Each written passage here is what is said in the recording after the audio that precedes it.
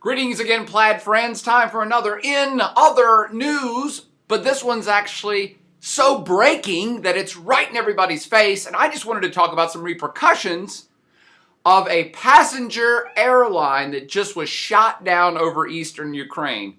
The repercussions being it's going to put significant pressure on Russia. What? Yes, it is July 17th. High noon here on the East Coast, Eastern Standard Time, and just within the last couple hours, a passenger airline that had 295 people on it, a Malaysian Airlines, was shot down at 33,000 feet over in eastern Ukraine, right near the Russian border. Now, why am I suggesting, and this is going to be brief, that this is going to put pressure on Vladimir Putin of Russia big time? Because I can already tell you how the news is going to be spun in the next 24-hour cycle. Once you follow the news and you understand how the world works and how politicians work and how propaganda works, this stuff becomes very, very easily predictable. So the facts are, 295 people just were killed in a passenger airline, not a military craft, and it's not even from the Ukraine or Russia, a Malaysian airline, I think it was a Boeing 777. With 295 people that have nothing to do with anything in Ukraine or Russia, all just died at 33,000 feet. That's way up there. That's cruising altitude on the border with Russia and Ukraine. How's this going to be spun? I will tell you my personal opinion before any facts have been put out there. But to me, it's pretty obvious. What we have here, and this was shot down by probably a shoulder-mounted rocket launcher. Of Russian make. They're going to find this out very quickly. This is a weapon that came from the Russian military that probably came across the border into Ukraine. And amongst probably thousands and tens and thousands of other weapons, have been allowed to permeate the border from Russia into Ukraine, into eastern Ukraine, to support the pro-Russia separatists who are agitating to play out the same thing that happened in the Crimean Peninsula. Namely, that there's a significant portion of ethnic Russians in eastern Ukraine, in different provinces of eastern Ukraine, that may want to separate from Ukraine and join Russia. This is the ongoing news story that's been happening for the last 6 months.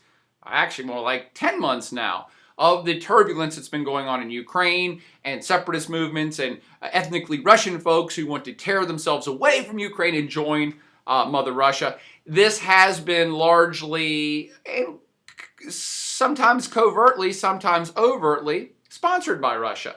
Russia obviously told the Crimean folks, yes, if you guys declare independence and have a vote and say you want to join Russia, then we'll come absorb you. And that's exactly what happened.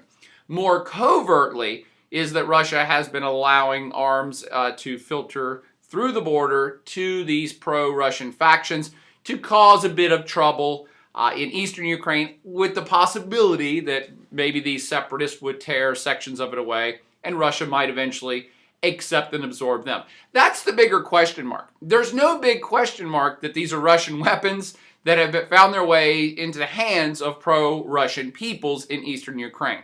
But I was trying to explain how the story is going to be spun. I think it's obvious that you have these Russian weapons in pro-Russian hands.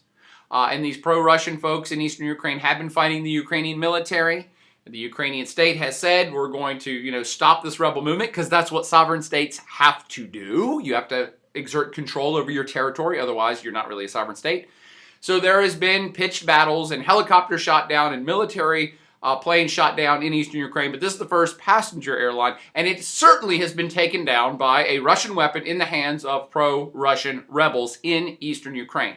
That is 99% the likely reality here. I'll go a step further as to suggest that this was not even something that was coordinated. Obviously, no one stands to gain, pro-Russian or anti-Russian, by shooting down and killing 295 civilians that have nothing to do with your battle. So this event was likely triggered by some yahoos, some eastern Ukrainian rednecks who had these weapons and, quite frankly, were probably shooting up in the sky for fun.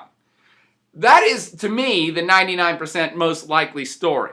And the Ukrainian government and its pro-Western allies, like the US and the EU, will likely say the same thing and pitch the story as, look what happens when Russia allows these yahoos, these pro-Russian yahoos in eastern Ukraine to have weaponry.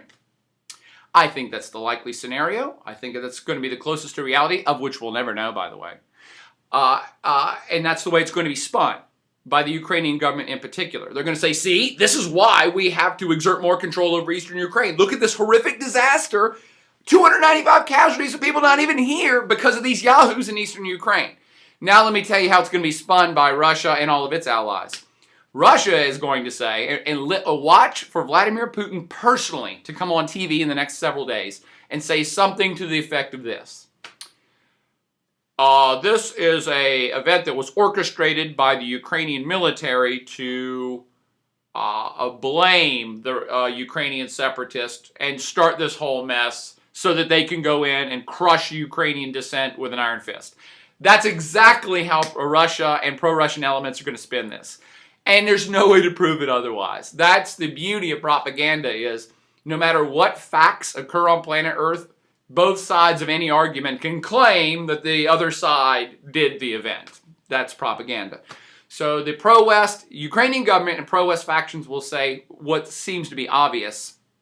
Some yahoos with a rocket launcher just killed 295 people. And it's a Russian weapon that the Russians allowed to get into the hands of these yahoos. And the Russians will say, nope, this was a carefully orchestrated event to make us look bad. Either way, and this is going to be a brief podcast about this very, very, very current event. Either way, this puts significant pressure not on Ukraine and not even on the pro-Russian rebels in Ukraine, not on the Ukrainian government, not the US either. This puts significant pressure on Vladimir Putin because the reality is in the Kremlin, they are already assessing this and they've come to the exact same conclusions that I have. They're saying, oh man, what idiots did this? Obviously, we've been supporting the pro-Russian factions, again, covertly and not massively, but through the filtration of arms and maybe propaganda support and maybe a few other things. Of course, the Russian government has been allowing this to happen, but they didn't want this to happen. Vladimir Putin and his crew gain nothing from a tragedy like this, and it makes them look bad. Again, they're going to deny it and say they didn't do it, but the reality is it's going to make the pro-Russian rebels look horrifically bad. It makes them look like terrorists because they're pretty close to being terrorists when you start taking out civilian planes. And Vladimir Putin and his crew don't want to be associated with terrorism. They don't want to be associated with being the cause of such chaos. Not this type of chaos. They have no problem causing chaos for the Ukrainian government. They don't want this type of terrorist chaos. And so this puts significant pressure on the Russians to reel in their boys, basically. To reel in their rednecks and white trash bastards who perpetrated such a horrific act. And they're going to have to do it. So I will predict, I've already predicted a couple things, but I've now predicted the way the story's going to be spun. I totally predict that the Russians will deny it and say it was the Ukrainian military who did it. Or Ukrainian, anti-Russian Ukrainians in the East who did it. It doesn't matter. That's all preposterous, but they're going to say it.